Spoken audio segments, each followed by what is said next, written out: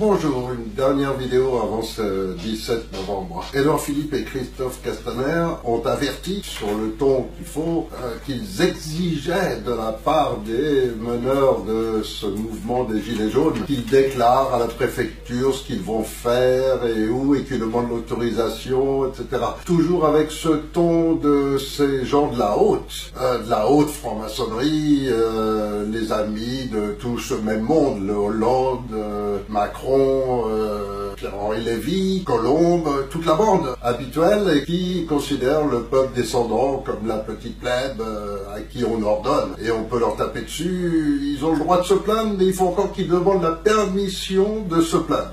Il ne faut pas qu'ils se plaignent directement. Ils veulent manifester, mais il faut qu'ils demandent la permission de manifester. Et comme nous sommes des gens de la haute et nobles et envers ce petit peuple de merde, de temps en temps, on leur accorde le droit de rouspéter, à condition qu'ils fassent pas trop de bruit, qu'ils gênent pas, qu'ils laissent bien nos affaires fonctionner comme il faut. Alors, peut-être que maintenant on est assez nombreux en France à être bien conscients que c'est la fin. Il reste au grand maximum, mais vraiment au grand maximum, 2 ans d'existence à la France. Et encore, je suis vraiment très large. C'est-à-dire que si on ne fait rien, la France n'existera plus dans 2 ans. Elle sera noyée dans une Europe, ce sera un État virtuel dont il ne restera plus rien et les Français seront sur les routes en train de chercher de l'asile dans d'autres pays, ailleurs, etc. Ceux qui sont très informés, ceux qui le sont moins, savent quand même que Macron a même poussé très loin jusqu'à donner les réserves d'or de la France, parce que si Sarkozy a vendu un paquet pour des bons de cirque, Macron, lui, il a carrément donné tout le stock d'or de la France aux mains de JP Morgan, autrement dit de Rothschild et compagnie. Ça veut dire que la crise économique qui est latente depuis pas mal de temps et qui était contrôlée exclusivement par les fiducies de la famille Rothschild, si Rothschild vend toutes ses fiducies, il suffit que les gens soient pas trop bêtes, et heureusement il y a quand même pas mal de Français qui sont pas si bêtes et qui se rendent bien compte que la crise économique, c'est-à-dire que demain ils vont aller à la banque et il n'y aura pas un sou qui sortira du petit guichet, et qu'il n'y aura plus d'aide sociale, il n'y aura plus de chômage, il n'y aura plus rien, et que pour survivre, il faudra forcément commencer à voler le voisin. Après ce sera en bande, ce sera plus facile, et puis c'est ce qu'on appelle une guerre civile, et ça va se déclencher très vite. Tout se prépare pour ça, et on sait que c'est pendant très peu de temps. Comme on est quand même très nombreux à être très informés, et ceux-là sont au Conseil national de transition, qui a cherché à être positif, parce que ça sert à rien de seulement dénoncer. Donc on a cherché à être positif, et on a un programme très précis qui redresserait la France en très peu de temps, et qui changerait tout ce programme, qui aurait une influence mondiale. Et ce programme a été examiné par des experts financiers, des économistes, par des magistrats, par pas mal d'experts de tous bords, et personne n'a jamais trouvé la moindre faille. C'est-à-dire que si ce programme se mettait en place demain, la France serait sauvée. En 3 à 6 mois maximum, tout le monde retrouverait la sécurité, la paix, la tranquillité, les facilités économiques, bien sûr, parce que tout va avec. Donc, ça veut dire quoi? Ça veut dire que, globalement, toutes vos menaces peuvent pas effrayer des gens comme ça. Des gens qui savent que de toute façon, ils vont tout perdre. Ils ont plus rien à perdre. Et quand vous avez réussi à vous mettre la police à dos, en sacrifiant certains de leurs membres, quand il y en a un qui dénonce un peu trop, il est interné en psychiatrie. Quand il y en a un qui a vu des choses qu'il fallait pas, il est suicidé. Quand il y en a un autre qui...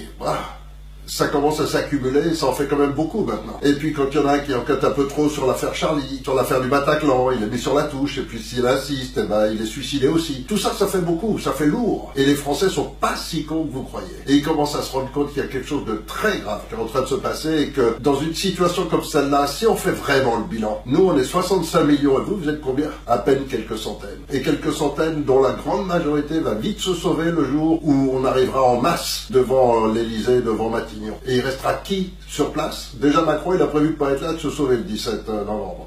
Qu'est-ce qu'il va y avoir? Vous allez vous planquer dans vos châteaux, dans vos demeures de luxe, un peu partout en France, protégés par vos petites gardes personnelles, etc. Et vous comptez sur les imbéciles, les abrutis que vous manipulez, etc., ceux qui vous restent, parce que les compagnies de CRS non plus. Mais ce qui est sûr, en tous les cas, c'est qu'on sait qu'il y a pas mal de compagnies qui refusent de suivre vos ordres. Alors, si vous n'avez plus les CRS, la police, elle a décidé de se mettre du côté du peuple. Qui est-ce qui reste? Il reste la gendarmerie. Oui, là, vous avez la grosse masse des... Mais même eux, ils sont pas tous stupides.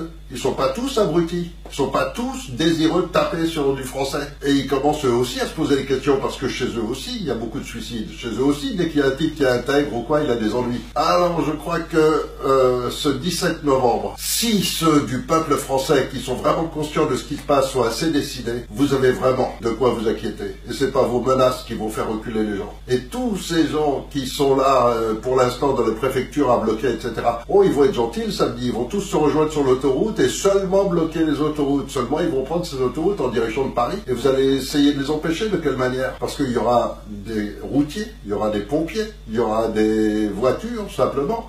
Et comment vous allez distinguer les gens qui roulent normalement et ceux qui viennent vous croyez que tout le monde va mettre son gilet jaune devant? Non, non, la consigne, c'est que justement ce jour-là, il n'y aura pas de gilet jaune. On sera tous ensemble. Tous les véhicules fonctionnent ensemble et au ralenti. Et donc, vous ne pourrez pas distinguer la famille qui rentre de vacances de ceux qui montent sur Paris. Et je ne sais pas s'ils vont être assez décidés. Je ne sais pas s'ils sont assez nombreux, les Français, à être conscients que vous êtes en train de détruire leur pays et que vous avez décidé de le liquider. J'en sais rien. Mais ce que je sais, c'est que un certain nombre est vraiment décidé. Et cela, c'est pas vos gendarmes qui vont les arrêter. Surtout les policiers parmi eux, les confrères de ces gens qui ont été assassinés bizarrement, qui ont été suicidés. Il se passe trop de choses et il y a trop de conscience qui est en train de se réveiller. Je sais que vous l'aviez prévu, mais il y a un décalage. Et vous aviez peut-être prévu qu'on se réveille un peu plus lentement et qu'on soit pas si nombreux. Et peut-être que c'est là où vous vous êtes trompé et qu'on est beaucoup plus nombreux que vous croyez, que vous avez voulu précipiter les choses et que vous n'allez pas réussir à liquider la France parce qu'il y a quand même beaucoup de gens qui l'aiment, cette France. Et cela, il n'y a plus grand chose qui va les retenir parce que vous vous en êtes pris à leurs enfants. Parce que ce sont des parents d'enfants autistes, d'enfants détruits pour la vie, d'enfants malades pour la vie. Ce sont des gens qui mettent au monde des enfants sans bras, sans cils, parce que on le savait il y a 20 ans, il y a 30 ans, on savait que les OGM allaient donner ça, on savait que les chemtrails allaient donner ça, on savait que les soupes chimiques auxquelles vous soumettez les gens ferait que forcément on aboutirait à ça. Alors bien sûr, vous avez réussi à le dissimuler assez bien. Ça, pendant 10-15 ans, la plupart des gens n'ont entendu parler de rien, et les organismes chargés d'alerter, vous avez réussi à les faire taire, vous avez réussi à les licencier, les derniers qui essayaient de parler, mais les gens parlent, il y a le bouche à oreille, et puis il y a les réseaux sociaux. Même si ces réseaux sociaux sont avant tout des agences d'espionnage de la population, ça n'empêche pas les gens de communiquer entre eux. Combien de parents d'enfants qui sont nés comme ça, combien sont au désespoir et sont sur ces réseaux sociaux et transmettent, et ça se transmet, et qui n'est pas informé aujourd'hui? Il n'y a plus grand monde. Tout le monde commence à être vraiment plus ou moins informé. Et ceux qui le sont le plus sont les membres du Conseil national de transition. Eux, ils sont prêts à redresser la France. Et ils ont tous les outils pour le faire. Ils ont un programme parfait pour le faire.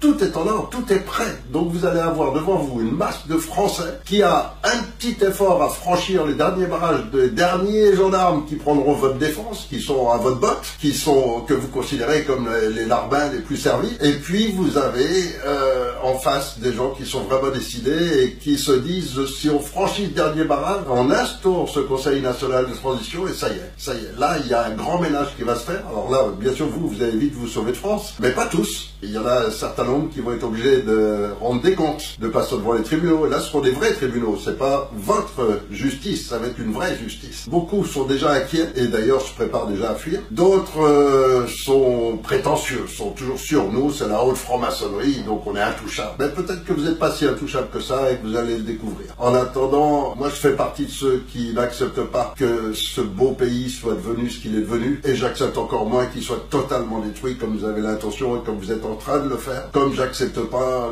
que vous ayez le droit de vendre notre patrimoine que nos parents ont construit avec leur sang, avec cette dernière cérémonie qui célèbre ces quantités de Français qui ont laissé leur sang pour défendre ce sol, pour défendre cette valeur française, et qu'aujourd'hui vous balayez tout ça comme de la merde. Eh ben non, je fais partie de ces derniers qui pensent que la France doit absolument être sauvée, doit absolument garder ses valeurs et doit absolument se redresser, et qu'on a tout pour le faire et que je comprends pas pourquoi on le fait pas, malgré vous. Et quand je vois que vous êtes à peine quelques centaines alors que nous on est des millions, j'ose espérer qu'au dernier moment ces gendarmes vont se retourner avec nous, vont joindre les policiers qui sont avec nous et vont nous aider au contraire à entrer et à gérer la situation. Alors je sais que vous avez encore les mercenaires étrangers, seulement si on est assez nombreux et qu'on a les armes, des gendarmes, de la gendarmerie et de la police. Si vous nous envoyez ces mercenaires en face, alors on aura sûrement l'armée française qui elle aussi va réagir. Et dans cette armée française, je sais qu'en haut de cette armée, vous avez un tas de complices, parce que ça fait quand même plus de 20 ans maintenant que c'est vous qui choisissez qui le placez. Donc vous avez forcément placé vos comparses. Seulement, il y a des gens intègres. Nous, on attend de trouver ce colonel. C'est-à-dire, on veut pas un général, on veut parce que les généraux intègres, aujourd'hui, c'est pratiquement inexistant. Mais par contre, il y a des colonels qui ont carrément la main mise sur un certain nombre d'hommes qui peuvent être sûrs d'eux, qui peuvent être fiables,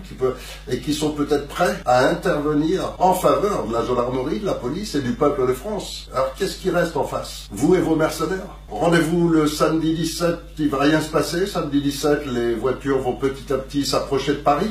Dimanche, elles vont commencer à installer leur campement, accueillis par les Parisiens qui auront organisé les zones, etc.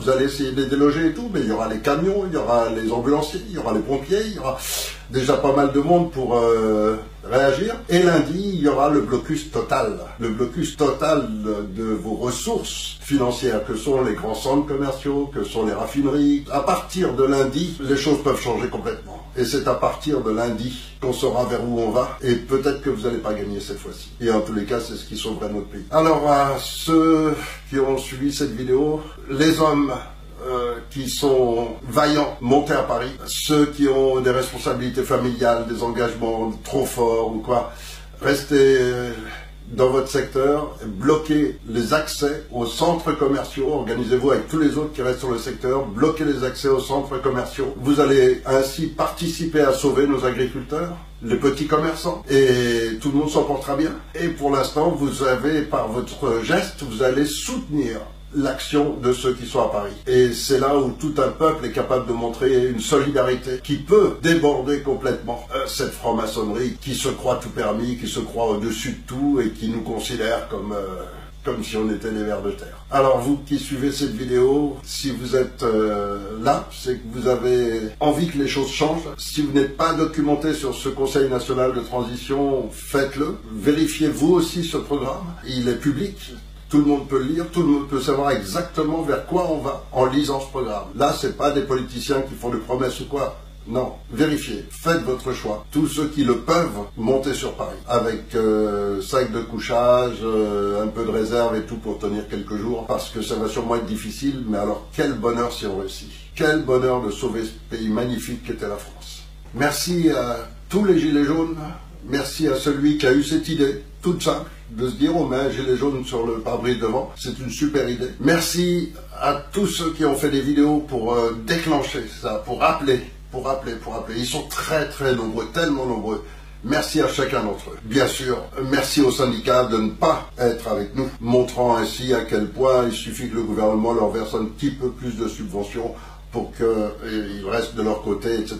Ils montrent bien qui ils sont et ils feront partie de ceux qui ne seront pas là demain. Donc ça permet aussi à tous leurs adhérents de se rendre compte de la réalité de ce que sont les dirigeants des syndicats, qui sont aussi vendus et corrompus que tous les membres de la franc-maçonnerie. La plupart en font partie, et puis ceux qui n'en font pas partie, ils ont simplement été achetés, et on les achète pour pas cher en plus. Au moins, leurs adhérents savent à quoi s'en tenir. Merci à tous ces Français qui vont participer et de donner une chance à ce pays de vivre plus longtemps, mais surtout de redevenir une vraie France. Et une vraie France, ça a été pendant plus de 100 ans le phare du monde en matière des droits de l'homme. Aujourd'hui, ça peut être à nouveau le phare du monde pour une nouvelle éthique de la société humaine.